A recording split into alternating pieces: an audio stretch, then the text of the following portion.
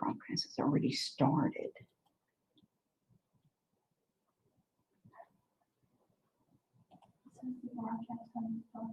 Huh? It's doing something now. It's loading. We're hopefully coming on. Okay, all right. Good afternoon. We're glad that you're here. We hope that you have had a good experience at the conference.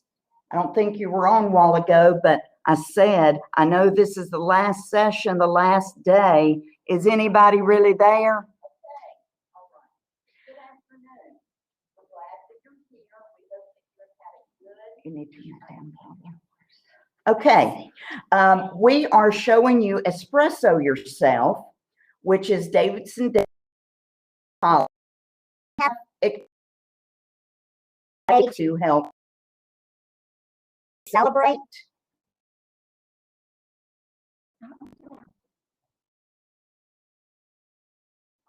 What do you want you to ask? Can you guys hear us and see us?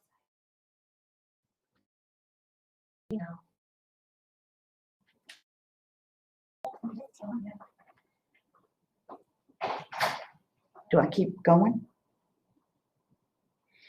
Can you hear us? I can only do that spiel one more time. Difficulty hearing you. The audio is garbled. Audio issues. Audio, everybody's saying audio. So you cannot hear us very well?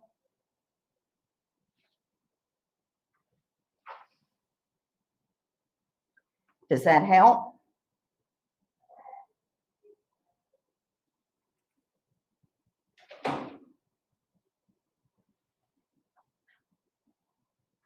Okay, all right. So once again, welcome. Hopefully we can get through this without too many difficulties. We are in Espresso Yourself, celebrating student success through the presentation of student essays in a unique coffee house setting. I'm Sandy Tucker, and I am a transition English instructor at Davidson-Davie Community College. I have been here, I think, 3 years, and we are really excited to be able to show you what we're doing. If you would, we're going to have a question and answer short session at the end. So we ask that you hold your questions, and at the end we will take them. Okay, I'm going to explain to you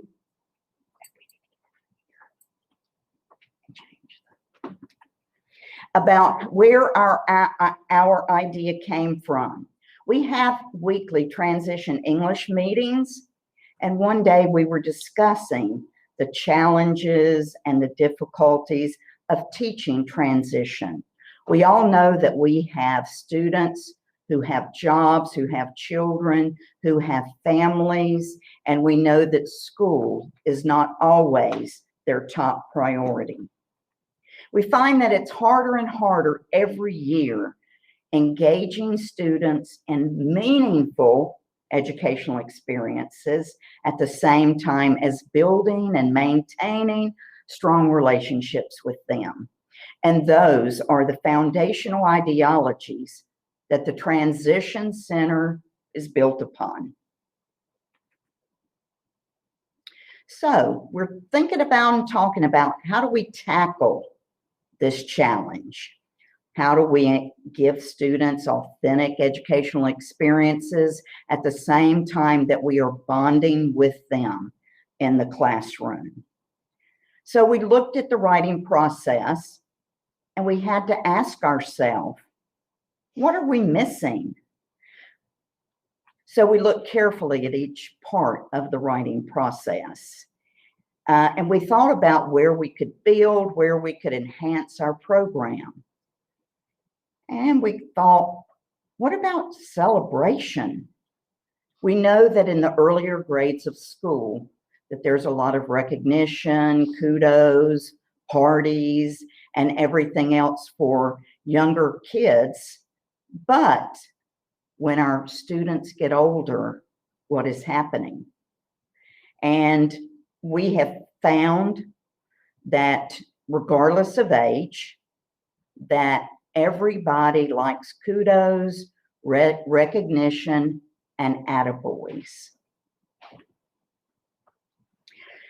So our question is celebration still a part of the writing process? Is it important for adults? And is it somewhere that we would be able to enhance our program?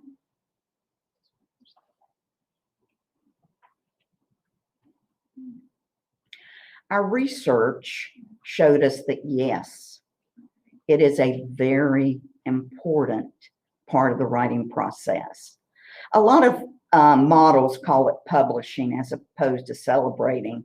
I just like the term celebrating.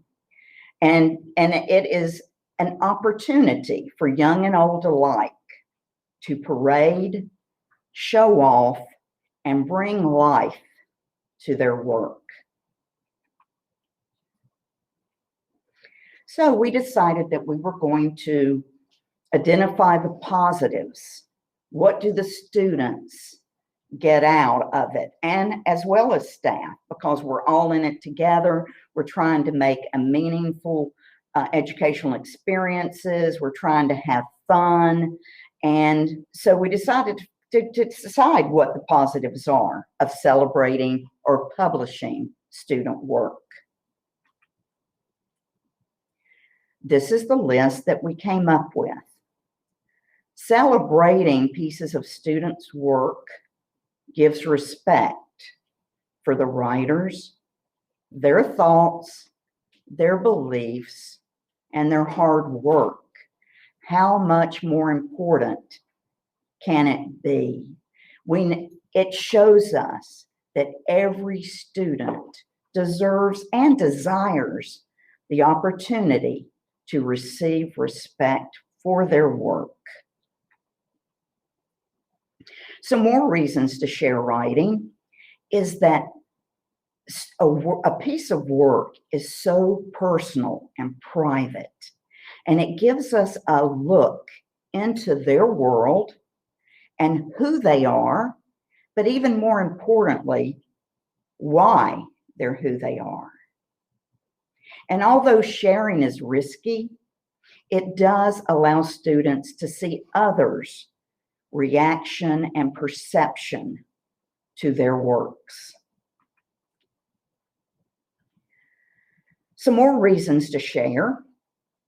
As the student goes through the process of reading, revising, editing over and over and over again, which we know students hate, but as they are doing it, they do it repeatedly, and given it the importance of preparing it for a presentation or for sharing it with their friends and other people gives it more meaning.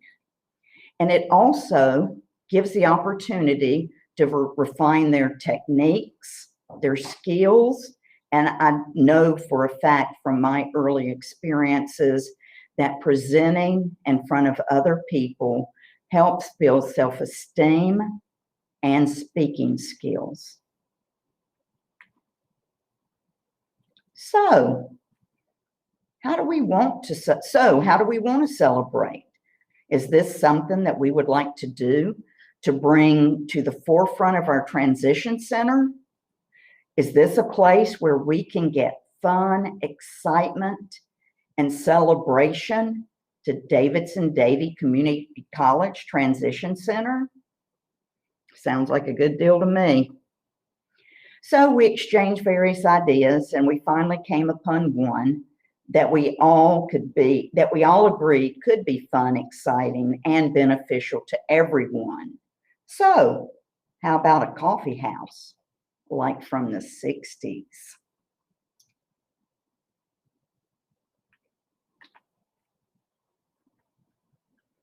How do we do that? What does that mean? What would it look like?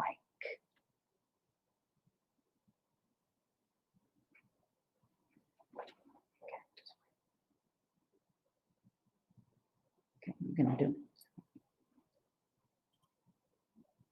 That makes that a stage for you.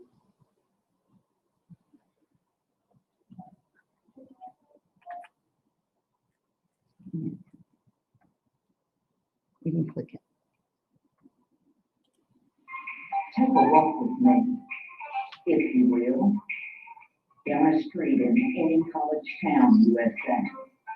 It is the late 60s, early 70s, and the street is dark, illuminated only by streetlights, headlights, and fluorescent signs. We enter a dimly lit cafe that is crowded, but feels cozy, warm, and friendly. There are tall tables with flickering candles and tall stools facing a small stage on one side of the wall. People are talking, listening to music, poetry, and anything else that the participants feel like giving a voice to. The smell of buttery popcorn mixes with the earthy, musty smell of petroleum paints and coffee. The coffee is strong and rich and enjoyed in delicate, colorful cups. In the late 60s, coffee houses were the sites for conversation, poetry readings, folk music, and improvisation of jazz, and even stand-up comedy. Cool, Daddy-O.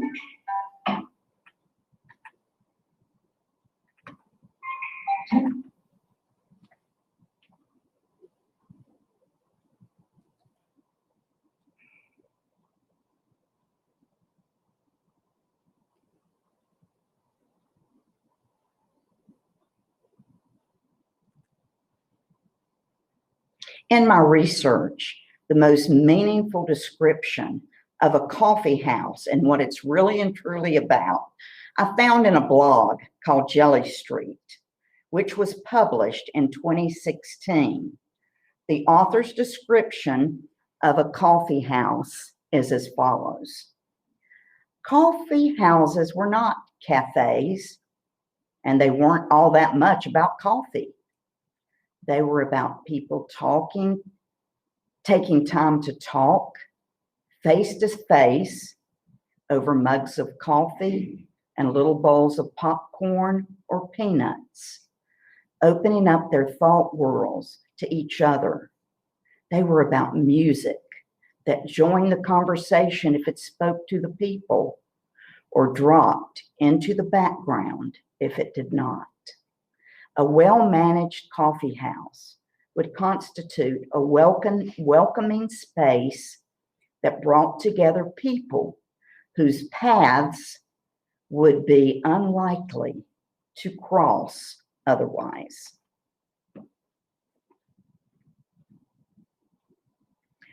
Pretty cool idea, don't you think?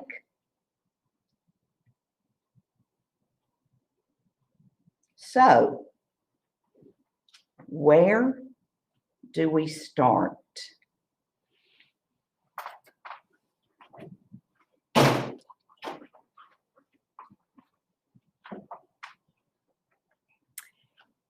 Thank you, Sandy. My name is Donna Mayfield, and I am the Rise Placement Assessment Coordinator at Davidson-Davie Community College and a former Transition English instructor.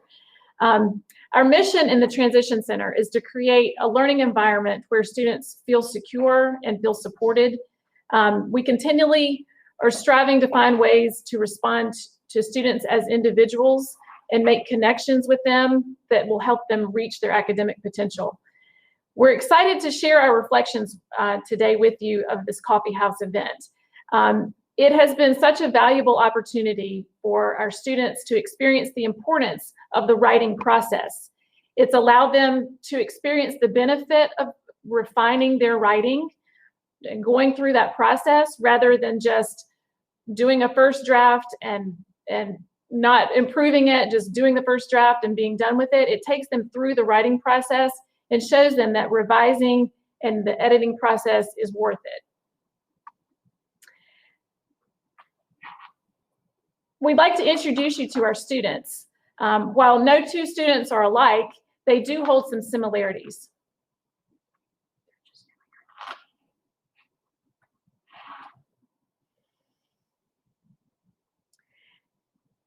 Transition students, There's still one ahead, okay.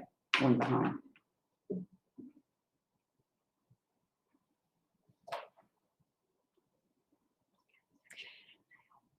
Okay. Transition students include those that are young and not so young.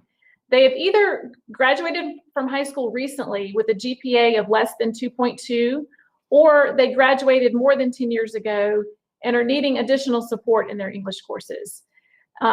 This also includes early college high school students, high school equivalency students, adults that are starting a new career, and students with special needs.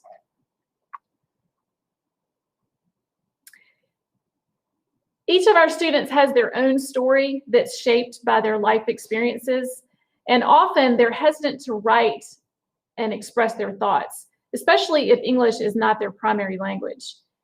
The coffee house has allowed them an opportunity to communicate their ideas and reinforce the purpose for writing.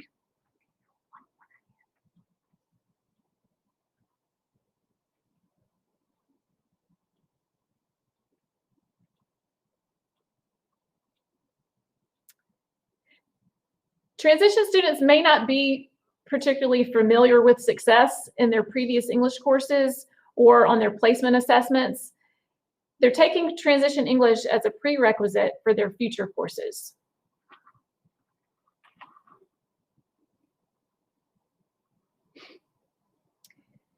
The Transition Center serves as a starting place, a place where students are beginning their academic journeys, and we encourage them to build a strong foundation here as they look forward and explore the possibilities that are ahead of them.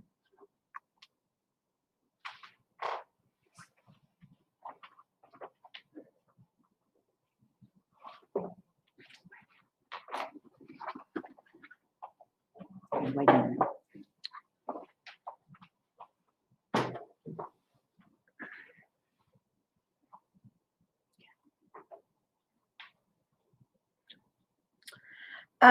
Good afternoon. My name is Londa Pickett, and I'm the director of the College Transition Center at Davidson-Davie Community College. We have embraced the model of the growth mindset classroom in the Transition Center, and I was so excited when Sandy brought her proposal to me that would allow our students to share and display their growth as writers and artists in Transition English.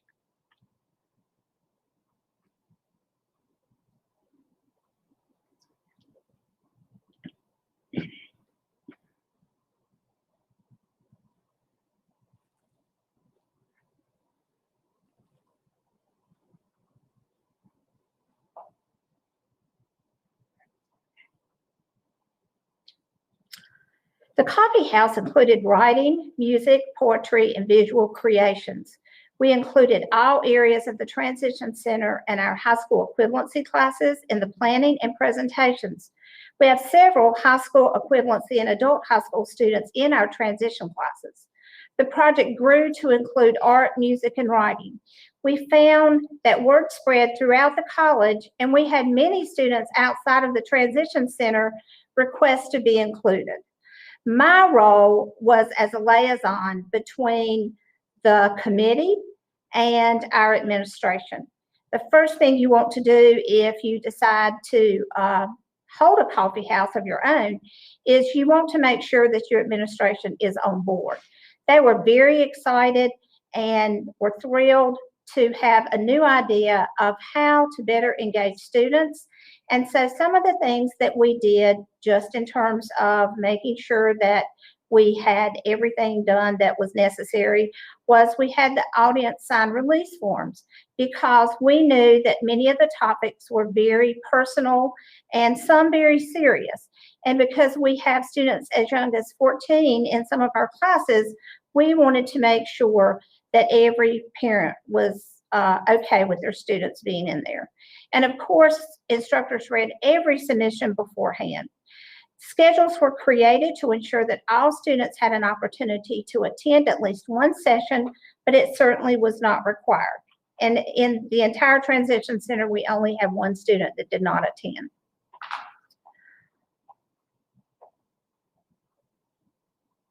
Again, I will say that it's very important that you contact and keep in communication with your administration, because as we all know, that's very important. We also wanted permission slips and media releases, because we have found that many of our students have used what they did during the coffee house to participate in many other activities. If you look at the committee, look at all the responsibilities, but because the students were able to assume ownership of the project, they were invested in the project's success. We made a decision to retain the community feel of the event, but going forward, one of the things we'll probably need to change as soon as we get through COVID is to find a larger venue, even though the quaintness of our location was perfect for what we were doing. But because so many people wanted to be involved, we understand that we're going to have to find a larger area. Please join us on a visual tour of our 2019 Davidson-Davie Coffee House, accompanied live by Melissa Souther, a transition English instructor here at Davidson-Davie. And we might wait just a minute to make sure everything's lined up.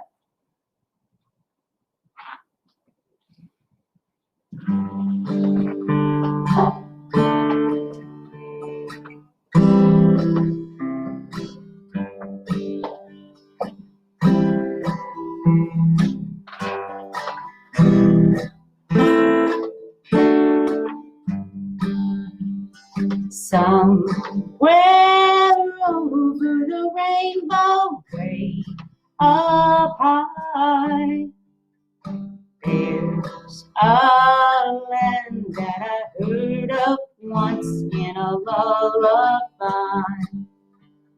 Somewhere over the rainbow, skies are blue, and the dreams that you dare to dream really do come true.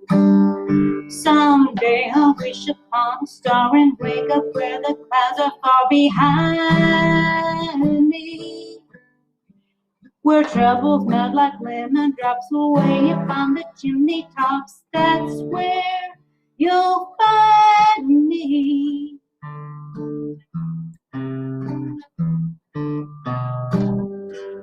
Somewhere over the rainbow, birds fly.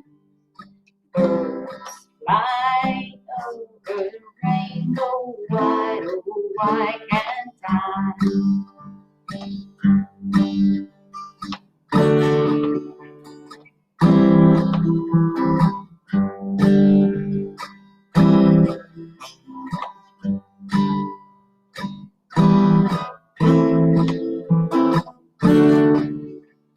Somewhere over the rainbow, way up high, there's a land that I heard from once in a lullaby.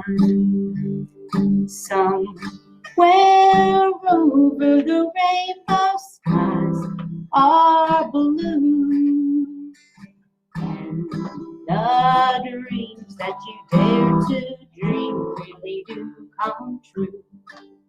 Someday I'll wish upon a star and wake up where the clouds are far behind me, where troubles melt like lemon drops away upon the chimney tops. That's where you'll find me. Somewhere over the rainbow, blue birds fly. Birds fly over the rainbow, why then, oh, why can't I?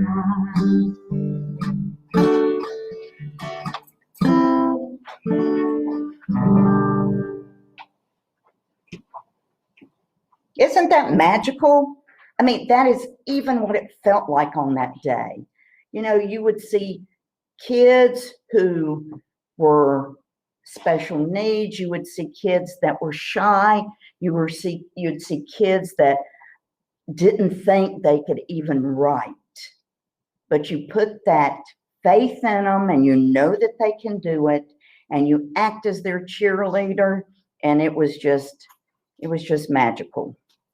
Oh, wait a minute. Okay, now we're going to have a few last thoughts and tips for you. And one of those being, we had a lot of students who were hesitant about sharing their feelings. But we found out that after a few brave students went through, that excitement started running through the group, and excitement started going through the students, and students were thinking, maybe that wouldn't be so bad. And it ended up that we had so many students in and outside of our class asking when we were going to have another coffee house and if they could participate. It was just so satisfying as an instructor.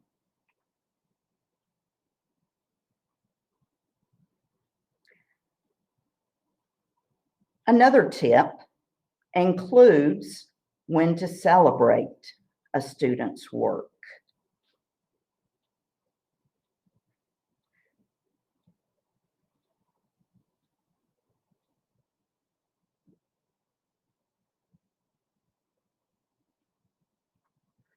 And the answer to that question is anytime, anywhere, whenever the writer wants to, and just as soon as possible. We can see that it has been successful. I've even thought about putting up a tiny coffee house in the corner of my classroom where we could do readings as they happen. As kids finish their essays, just have one that can go on all the time.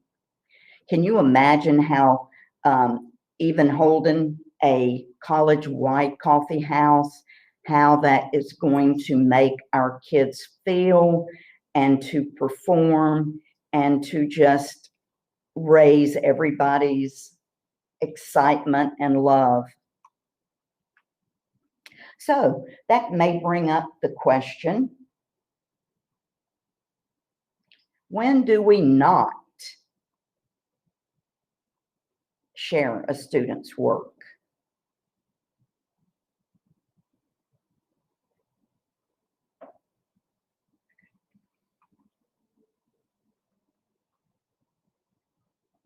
You should never share a student's reading before they have an opportunity to practice it. And sometimes I'm talking practice and practice and practice and practice. And you also never make a student share if they do not want to. You can beg, you can plead, you can bribe, but you never want to force them to do it. And sometimes you will be pleasantly surprised to find that they oftentimes change their minds and are ready to share.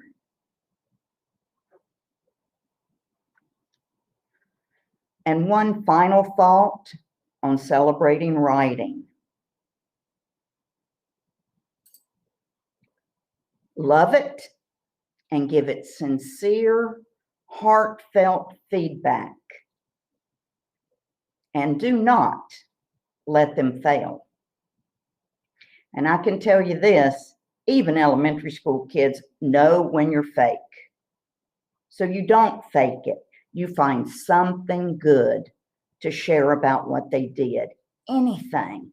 And I know that there are students, it may be hard, but there is something good about every single student's work.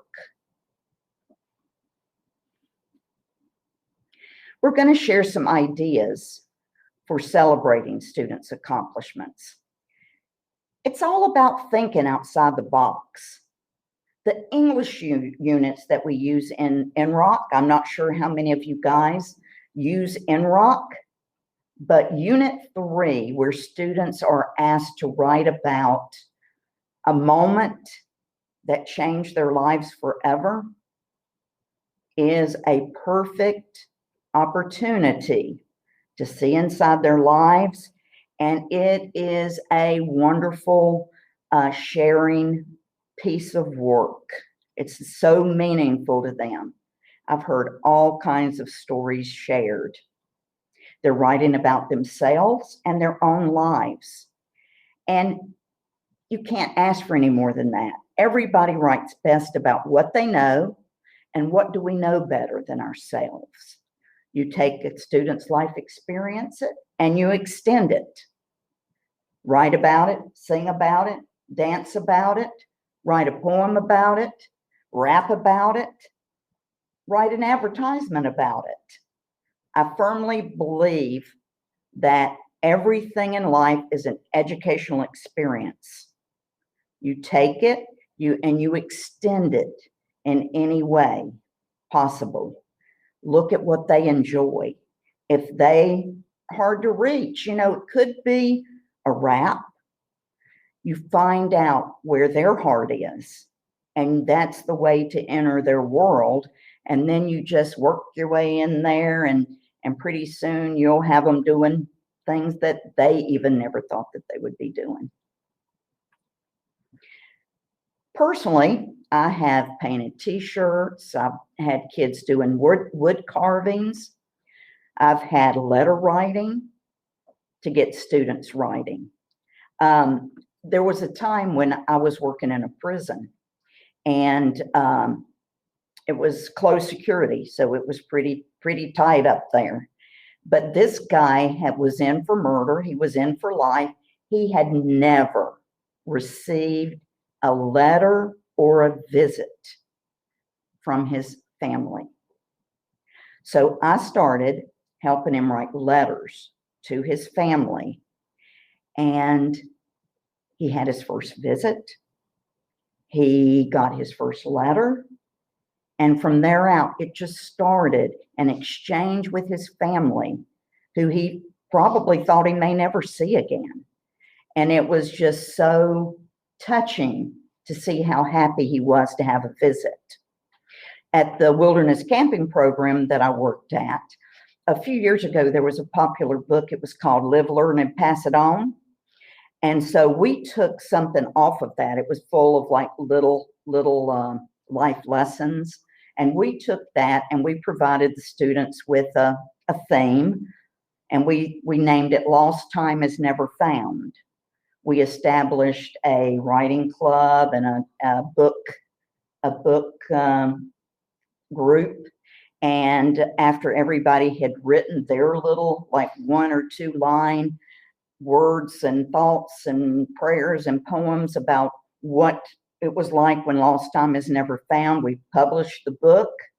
We actually, I'm not sure how many of you guys are old enough to remember Jack Eckerd, but Jack Eckerd was the one who established the Wilderness Education Program. And we sent a copy to him, and the camp got back a letter from him with a signature where he signed our book. We also, one other time that I would like to share with you is that when I was teaching at the prison, I had taught at a high school before that. And one of my friends, a high school English teacher, we set up an exchange of letters. My inmates wrote poems and letters from captivity's view, and they wrote like what it felt like to be in captivity. And the students from the high school wrote from freedom's view, and they exchanged letters. And I am telling you what, the writings from those inmates were extraordinary, and I mean, just amazing. And so we shared back and forth, and the students read life-changing writings. Advanced technology today also offers a lot of opportunities. We have TikTok, different things like that. There are so many things you can do that the only thing that will limit you is your imagination. It will go as far as you can think.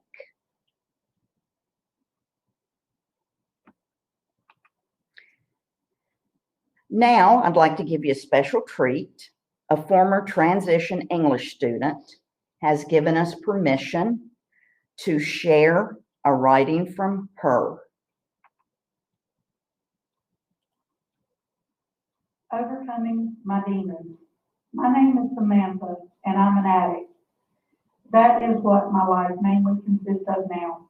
I go to meetings several times a week, and I introduce myself as an addict. In the beginning, it all started out as having fun, but I'm not like most people. I can never just do it for fun and then walk away. When the parties are over, I have to take things to the next level and continue the parties, because for me, one is too many and 1,000 is never enough. I'm an addict, so I let it take over my life and control me in every way possible. For me, drugs were everything, and it didn't matter what I had to do to get them.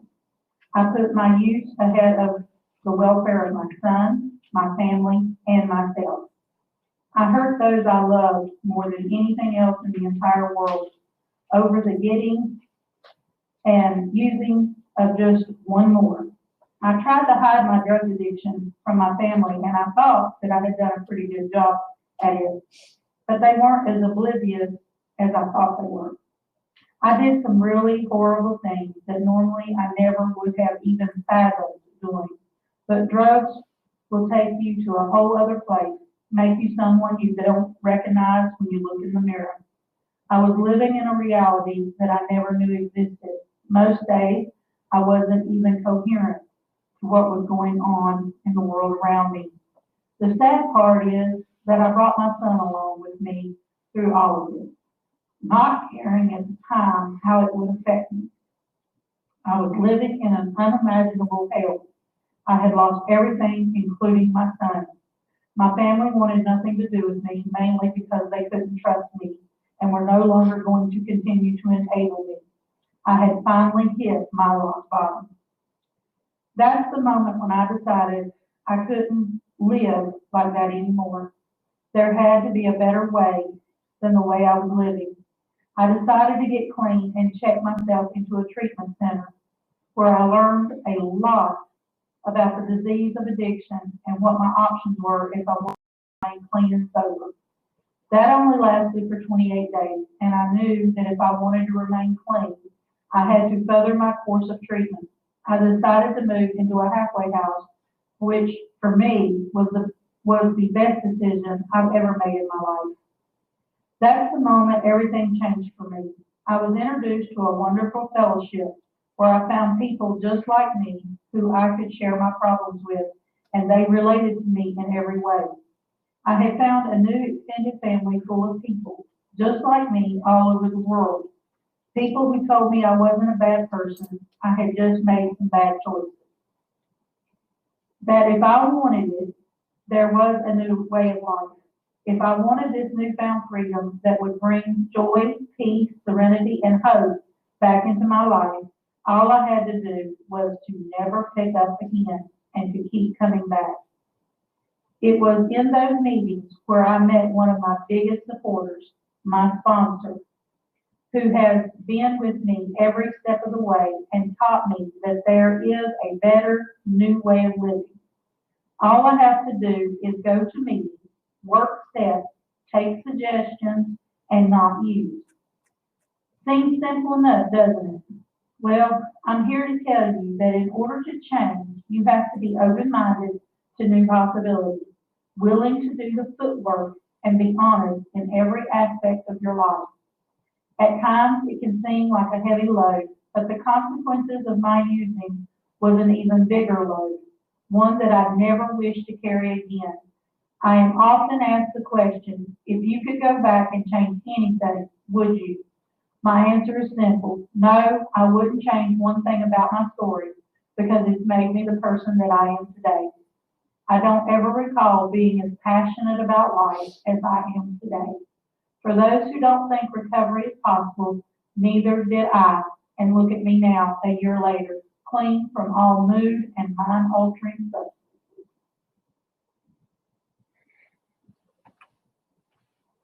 Pretty touching, huh? That woman had the guts to stand up in front of a room of 40, 50 of her friends and fellow students and open up her life like that. It was very, very touching. I mean, I don't think there was a dry eye in the house. Next, we're going to look at something that we use in our class. We have a very popular poetry template. It's called I Am From. And because so many students have a fear of poetry, we've used at least a couple of templates that are included in your resources that almost guarantee 100% that your students are going to have success. The templates are included in your resources and are good ways to ease all students into writing, but especially your students that are hesitant about sharing. So there is a example of the template, and we are going to share one of our poems.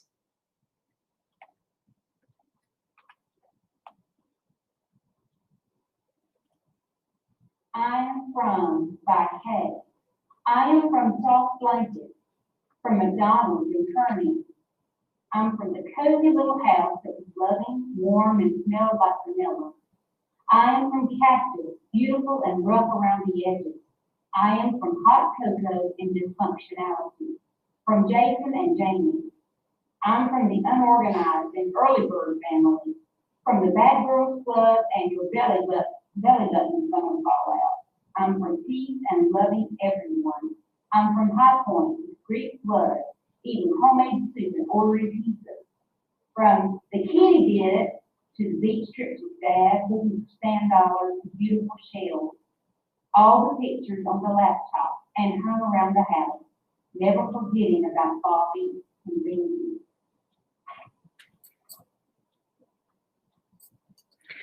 Thank you so much for attending our session today. We hope that you've enjoyed it. We hope that you have learned something from it, and we hope you're still there and awake, and that you have got energized and refreshed by something that's a little bit fun, but still useful. We hope to see other community colleges finding unique ways to celebrate their students' accomplishments. If you like, no, forget that. You've got the resources. If you have any questions, this is a copy of our email addresses and our names. And we would like to hear from you, like to hear from what you're doing, and share at another time. Please go out and celebrate your students. When you go back, there should be a page, we saw it earlier, there should be a page that has links to resources on it. Now, we are going to open up. It's at the bottom of the detail little tab that you have, and it says documents and links. I think it's where you joined the group. So does anybody have any questions or sharing that you would like to ask or share or anything?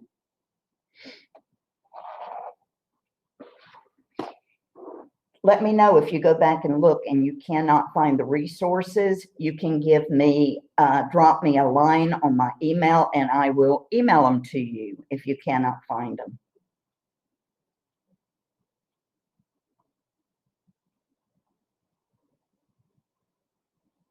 That's right.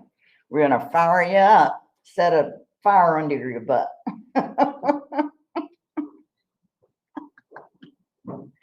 Anybody else? Thank you guys so much, and thank you for the positive feedback. We are so happy to see the wonderful things that you were saying about our writers, our performers, and everything.